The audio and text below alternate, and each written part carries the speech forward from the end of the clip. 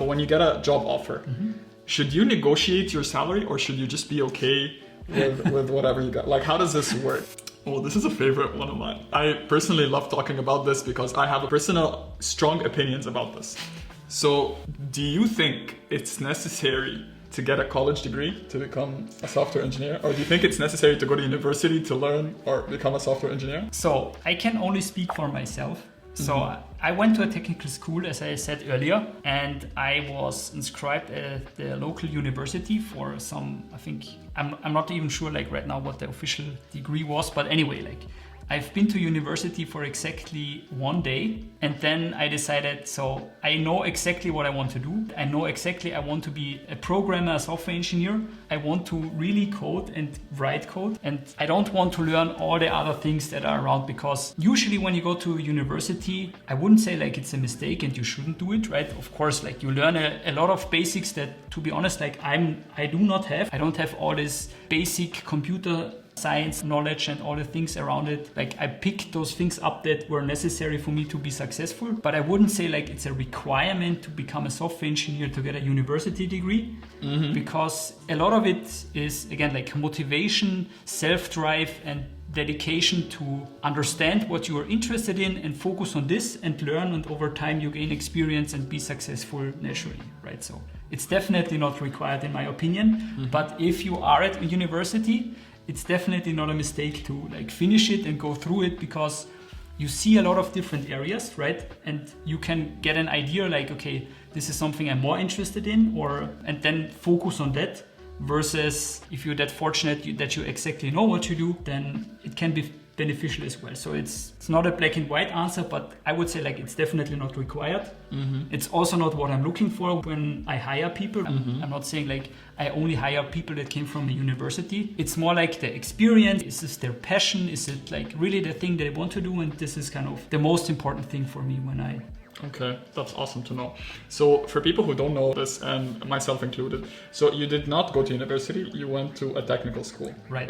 So what does that mean? I'm not sure how the system works in Austria. Yeah, so in Austria we have something that is similar to a high school, but it's very technical focused. And again, like every country is a bit different, but it's like 5 years and it's very technically focused. And after these 5 years, in theory, you could directly go to work. In Austria, there's also a different system where you can work at companies and you learn by working there and get the experience, and then you are officially a software engineer. But attending this school, you get a base knowledge, right? You don't learn anything near enough that I know right now. So I put a lot of dedication and self-taught of like what it means to be a programmer, but it basically helped me to kickstart being a software engineer. So yeah, this is kind of... So those 5 years are after high school? So when I was finished, I was, I think, 18 or 19 years old. Ah, okay. So then, since I'm now 35, and I was coding since I was 17, 18, so... Oh, that's cool. Yeah, okay. So you basically started your, let's say, your career journey when you were 18 or 19. Yes, I would say like even earlier, like when the first time we picked up coding in school, I already wrote my own websites and PHP scripts that did something. Again, like it was always fun working on this kind of technical programming things, and therefore I just continue doing it. And that's very cool. I completely agree. That's an awesome journey to take. My strong opinions about like university and why I don't think it's necessary, and I think I've openly talked about that before on previous videos, is that like for me, for example, the system that I went to is 12 years of schooling. So I finish high school when I'm like 18, 19, and then there's another 5 years of university. Right. So, and then after those 5 years, like obviously going to engineering and getting an engineering degree, that's like a big workload. And so going through that, which is another 5 years, and then graduating when you're like 24, 25, and then that's when you start an actual job in this career.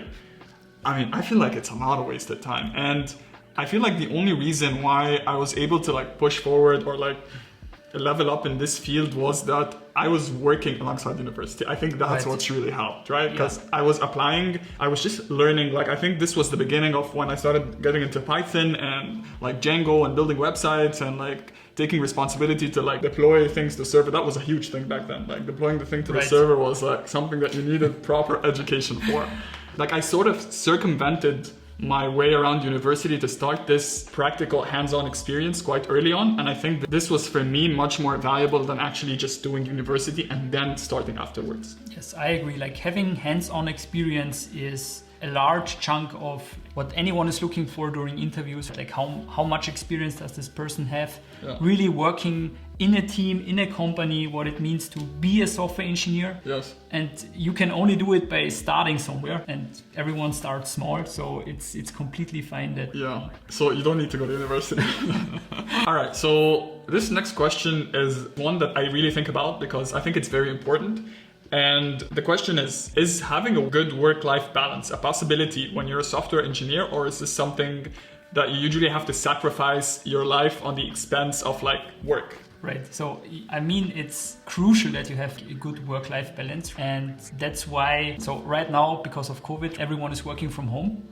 And it can be really challenging to let work stay at work and in the office. When you sit at home and your desk and your laptop and you work all day and then, I don't know, like you just move to your couch and sit there, it's really hard to shut off and say like, okay, now I'm finished with work. Kind of, I focus on my personal life. So I'm really looking forward when we are able to go back to the office and work there, because I think it's just easier to let work stay at work and in the office.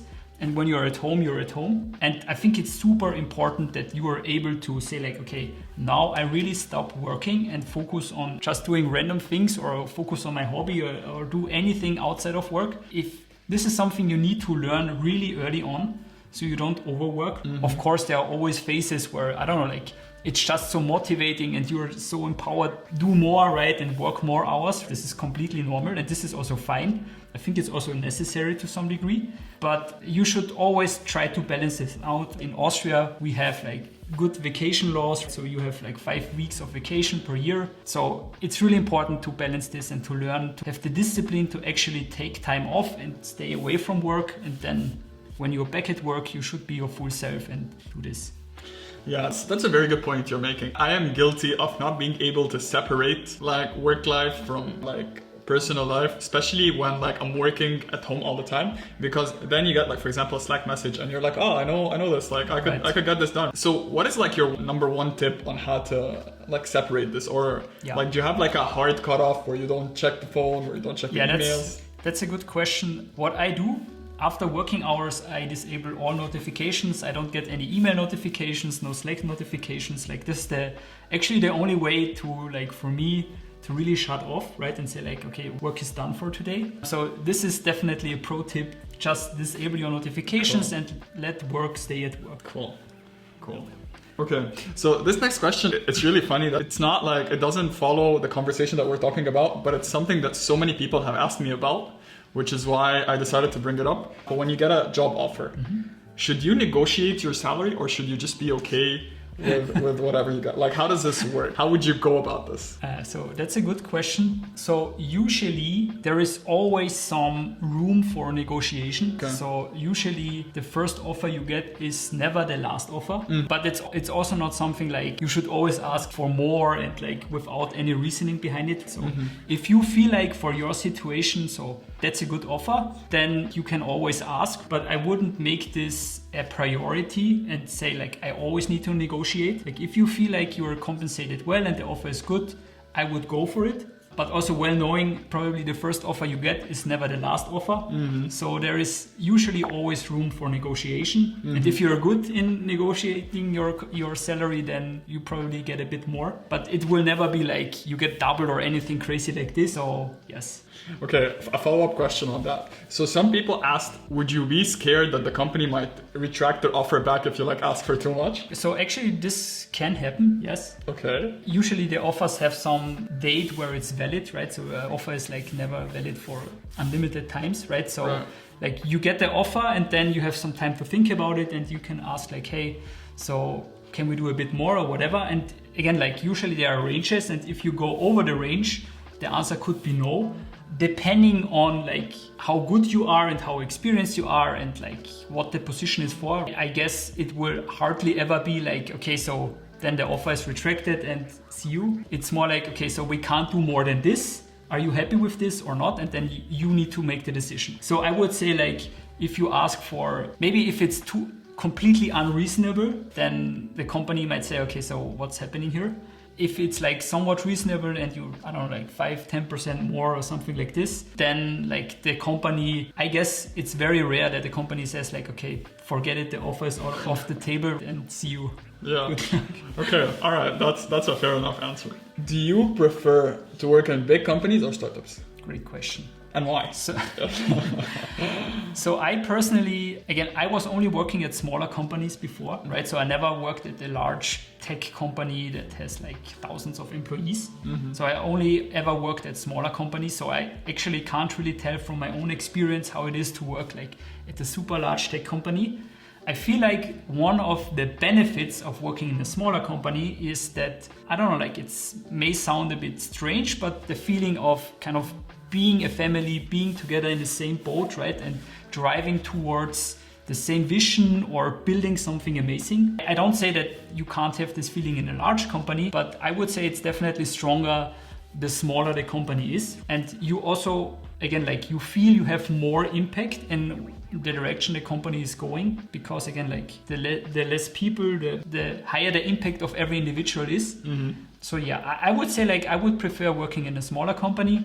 But again, like since Century now is growing into kind of this larger company, we will experience how it is to at one point work at a really large tech company. Yeah, that's a very good point. For me, my experience, like I also agree, like for me, I really enjoy working in startups. And I feel part of it, like I didn't have that much experience working in big tech companies as well. I did do an internship at IBM at some point though.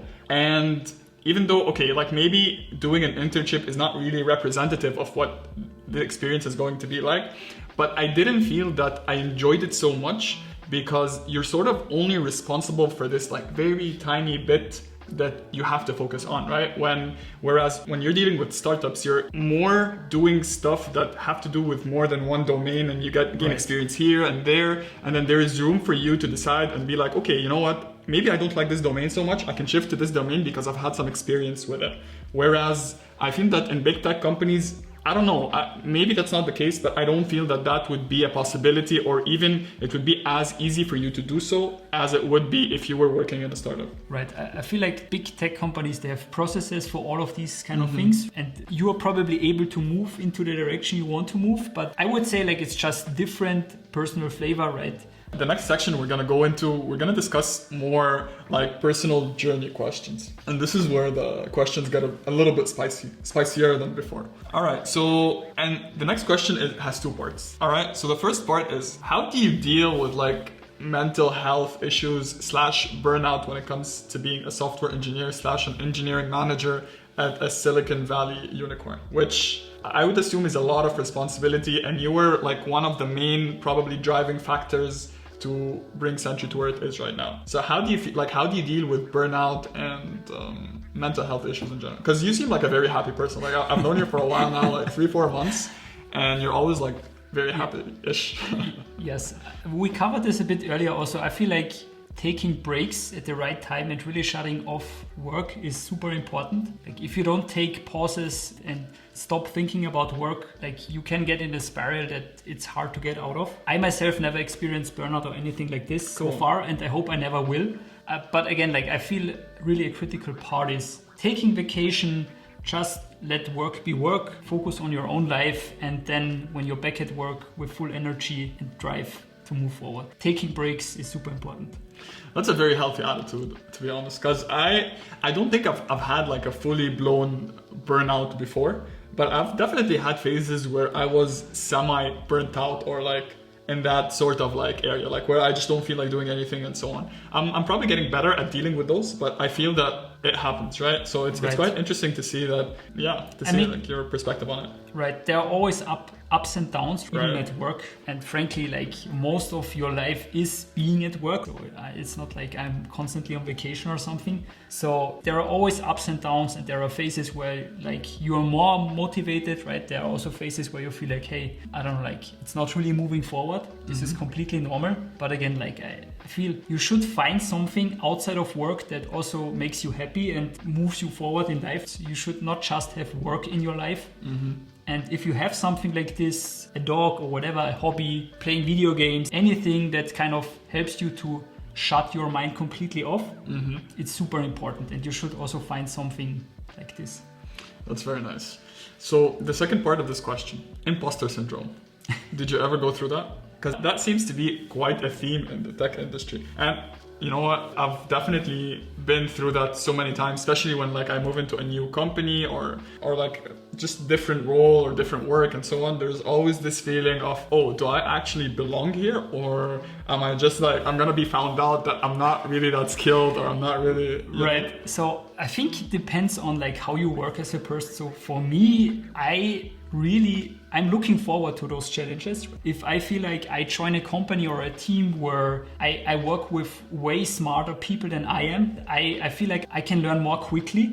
And so this thing is real, yes. But again, like I see this as kind of motivating and saying like, hey, at one day I will be kind of as good as this person and I can move there. So I take this as kind of a motivation and a challenge to grow versus like being intimidated because frankly speaking, there is always someone smarter than you and someone better. So just see it as an opportunity for growth if you work with people that are smarter than you and take it like I can learn from them and like take them as kind of a role model and move forward.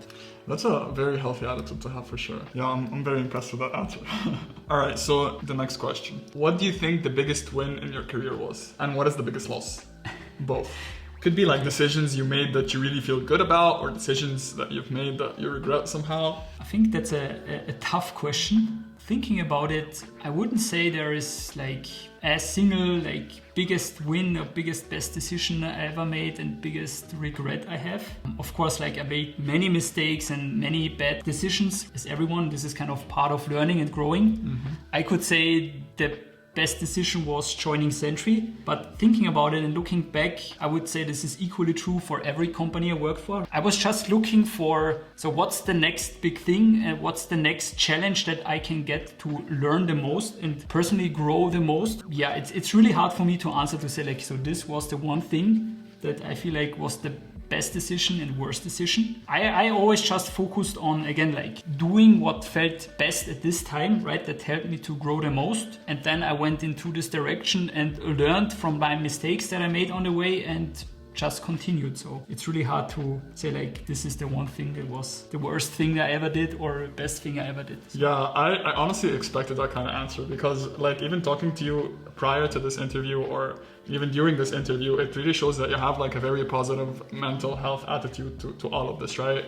Like you don't seem to me like the kind of person who would really get hung up on one like particular wrong decision, which is something that everyone does really. Like if you think about it, everyone goes through decisions, whether they're good or bad. And I guess that's a very good attitude to have about all of this. Yeah, I mean, when you go through it, like in retrospect, it's always easier as it was at the time, right? Like there are also things where I felt, damn, okay, I don't know, like my life is over and this was the worst thing, I can never get out of this. But I just focused on the future, what I want to do, and just went forward. That's very cool. That's an awesome answer, to be honest. I think we can end this section here because this was such an awesome end to this section. All right, so the next section that we have something a little bit different. It's a section that's called rapid fire questions, where I'm going to ask you about, I think there's 10 questions. I think I wrote down 10 questions. And they're like one word answers, like quick, don't think about them, just like the first thing that comes to mind kind of stuff. Okay, so rapid fire segment. Ready? Ready. Okay, favorite programming language?